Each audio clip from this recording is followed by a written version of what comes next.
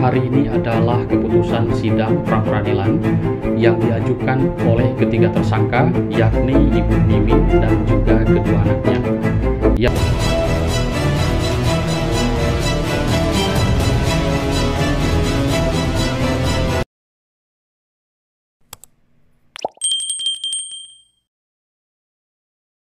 Hari ini adalah keputusan sidang pra-peradilan yang diajukan oleh ketiga tersangka, yakni Ibu Mimin dan juga kedua anaknya.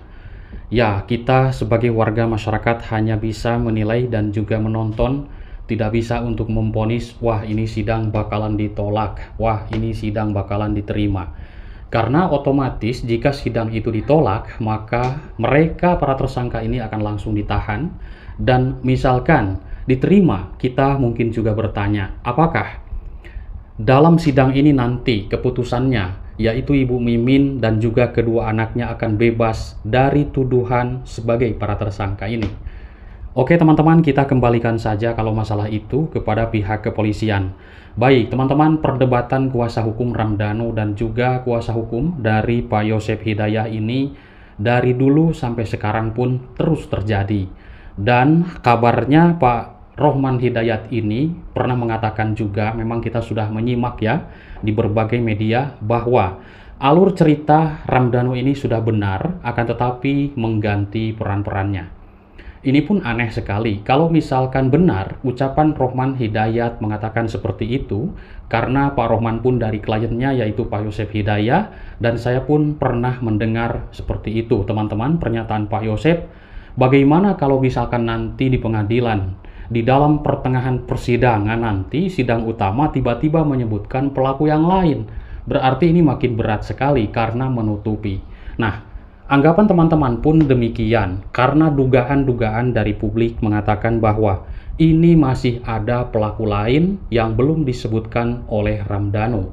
Makanya pro dan kontra di masyarakat itu wajar, ada dua versi, ada yang percaya 100% dengan keterangan Ramdhanu, ada juga yang belum percaya 100% dengan keterangan Ramdhanu, saking rincuknya kasus ini.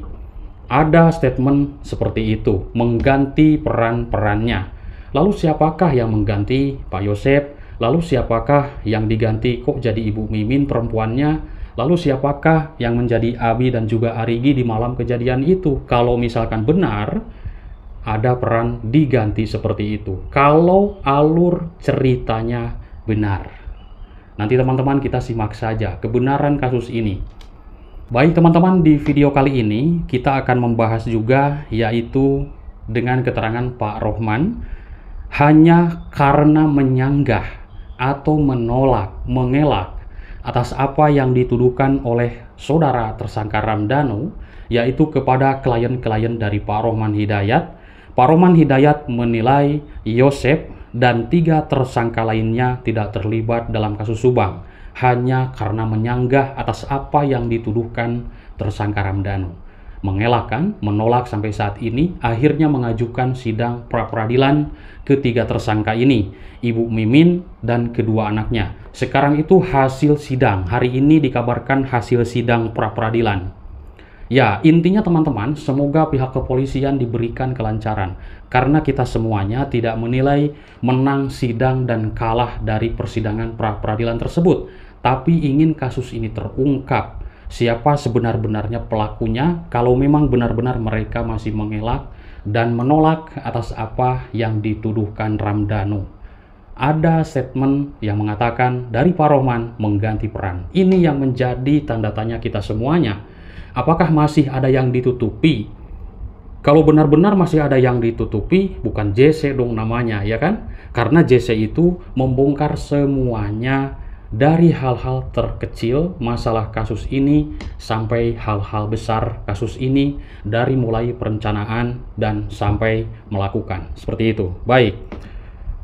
Pak Rohman Hidayat, kuasa hukum dari Pak Yosep, Ibu Mimin dan juga kedua anaknya bersama Dhanu, mereka merupakan tersangka di dalam kasus pembunuhan di Subang, Jawa Barat yang telah menewaskan Ibu Tuti dan Amalia. Dulu mayatnya ditemukan di bagasi mobil. Banyak yang beranggapan atau juga dugaan dari publik itu akan dibuang ke suatu tempat, teman-teman. Dan itu sampai disayat-sayat ya, di keningnya atau di dahi, di pokoknya hancur teman-teman. Sangat mengerikan sekali, dan itu terjadi di tanggal 18 Agustus 2021 lalu. Kasusnya menggantung 2 tahun lebih lamanya. Dikabarkan lagi dalam kasus Subang ini adanya obstruction of justice. Pantas saja kasus Subang ini susah diungkap, karena yang namanya obstruction of justice pasti menutupi dan juga mengetahui sedikitnya barang-barang apa yang harus dihilangkan, sehingga menyulitkan penyelidikan kasus ini. Ternyata benar adanya obstruction of justice, dan sekarang sudah diproses mereka-mereka yang melakukan hal itu. Banyak juga yang mengatakan ini komentar publik bagaimana dengan Pak Mulyana yang masuk di tanggal 19 Agustus beserta rekan-rekan, katanya seperti itu, yaitu alasannya mengambil kucing, mengambil paket Amel, dan juga memindahkan mobil Yaris. Ini pun akan diproses teman-teman, karena dikatakan dari waktu itu Dirkrimum dan juga Kombes Pol Ibrahim Tompo, yaitu Kabid Humas, disitulah di tanggal 19 itulah yang menyalahi prosedur katanya. Jadi masuk TKP tanpa adanya izin atau dari Inapis atau apapun itu, yang jelas disitulah menjadi pembahasan polisi dan juga pembahasan publik. Kenapa sudah ada garis polis lain tapi berani masuk ke TKP dan masuk rumah tersebut mengambil kucing, katanya alasannya. Apakah mengambil barang bukti, menghapus jejak, dan masih banyak lagi. Kan tidak boleh TKP. Tidak boleh untuk dibersihkan, tidak boleh untuk diacak-acak, biarin saja seperti itu. Ini aneh sekali. Ini harus ditindak tegas teman-teman, karena sudah menyalahi aturan dan masuk TKP tanpa izin. Alasan apapun itu teman-teman. Baik, 5 orang sudah ditetapkan sebagai tersangka.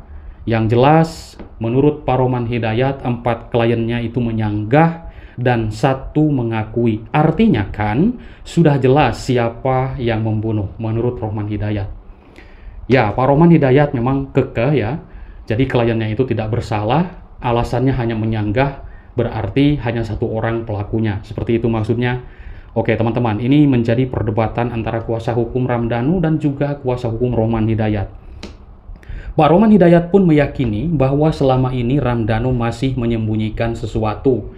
Sesuai dengan anggapan publik juga, banyak yang aku baca di komentar teman-teman. Jadi ada yang 100% sudah yakin apa yang keterangannya, ada juga yang belum 100% masih menyembunyikan sesuatu, katanya seperti itu. Polda Jabar memang menetapkan 5 tersangka ini berdasarkan keterangan Danu. Menurut Pak Roman Hidayat, selain Ramdhanu, para tersangka tak mengakui terlibat. Ramai sekali ya, jadi Pak Roman sekarang terus-menerus mendebat atas apa keterangan Ramdhanu ini. Intinya teman-teman, kita kembalikan lagi ke pihak kepolisian, karena pihak kepolisian tidak gegabah dalam menetapkan tersangka, meskipun ada pengakuan dari saudara Ramdhanu, akan tetapi sudah ada bukti-bukti. Akhirnya ada prarekonstruksi 3 kali dan rekonstruksi. Lalu kenapa Pak Yosep kok ikut? Ini kan jadi tanda tanya besar kita.